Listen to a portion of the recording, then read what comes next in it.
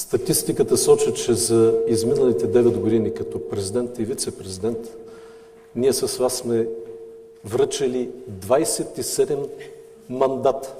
27 за 9 години и то повечето от тях последните 5 за съставяне на правителство.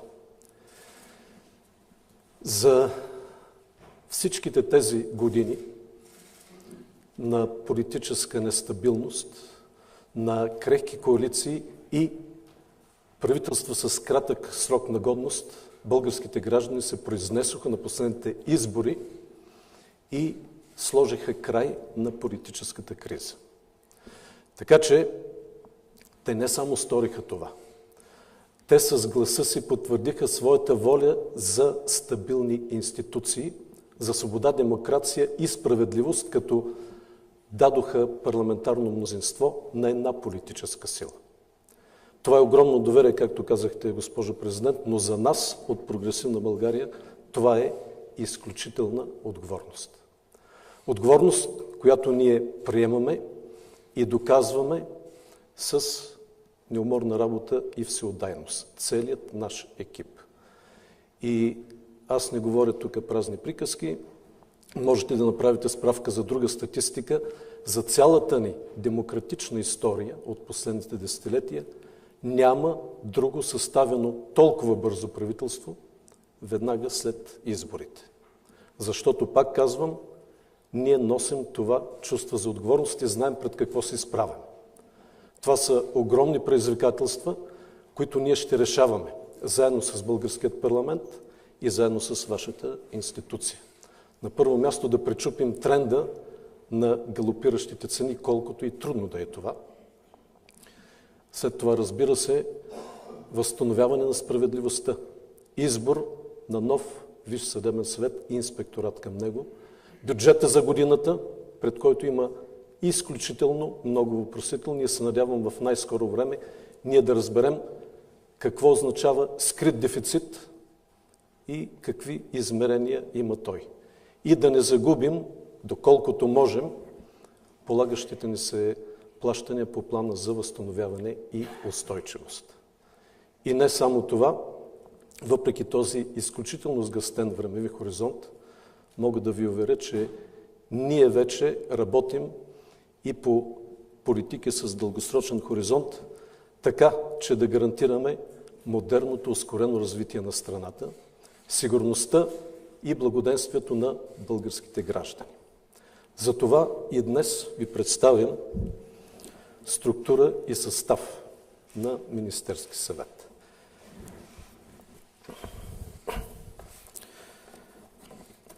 Уважаема госпожо президент, на основание член 99, алинея 1 от Конституцията на Република България и в изпълнение на предоставеният ми току-що мандат за съставяне на правителство, предлагам за министър-председател Румен Радев.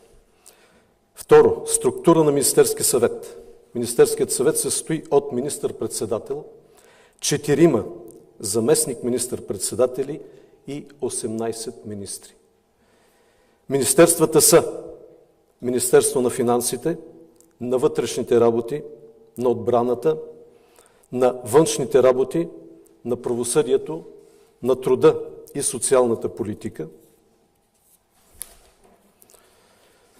на образованието и науката, на здравеопазването, на икономиката, инвестициите и индустрията, на иновациите и дигиталната трансформация, на регионалното развитие и благоустройството, на енергетиката, на транспорта и съобщенията, на земеделието и храните, на околната среда и водите, на културата, на туризма и на младежта и спорта.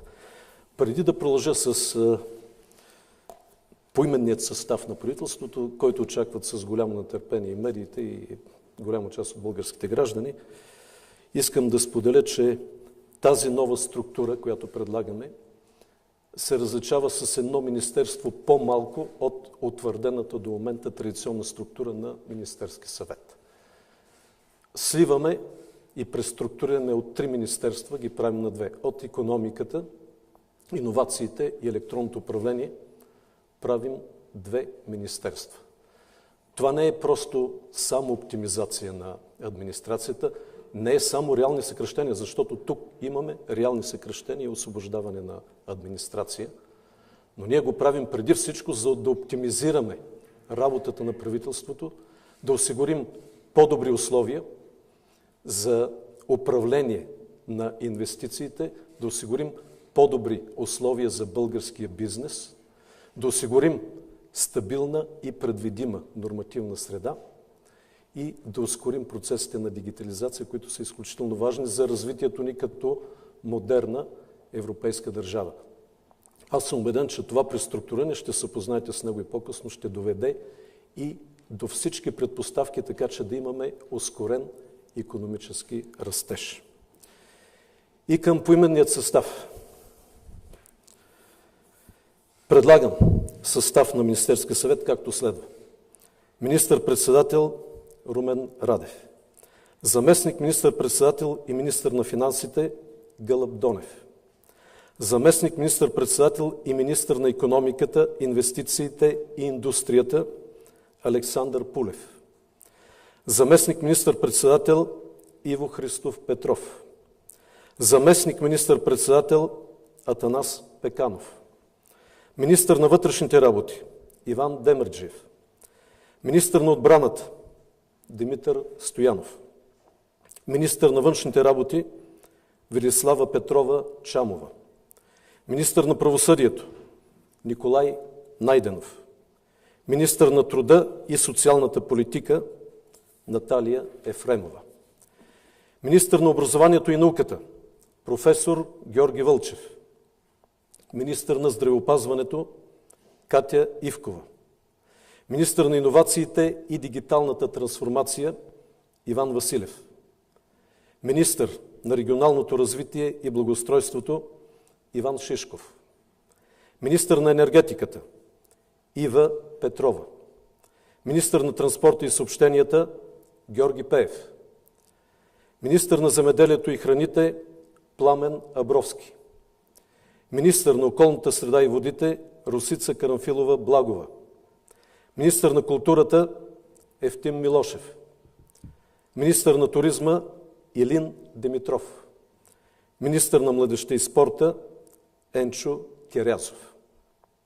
С оглед на изложеното ви предлагам, госпожо президент, да издадете указ за гласуване на правителството в Народното събрание. Заповядайте. Благодаря, господин Радев. Нашата институционална отговорност е час по-скоро правителството да бъде гласувано в Народното събрание.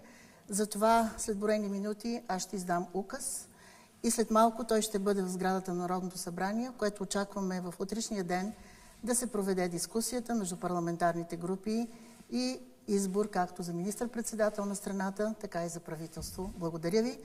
Благодаря, уважаеми медии, на всички. Заповядайте, скъпи колеги.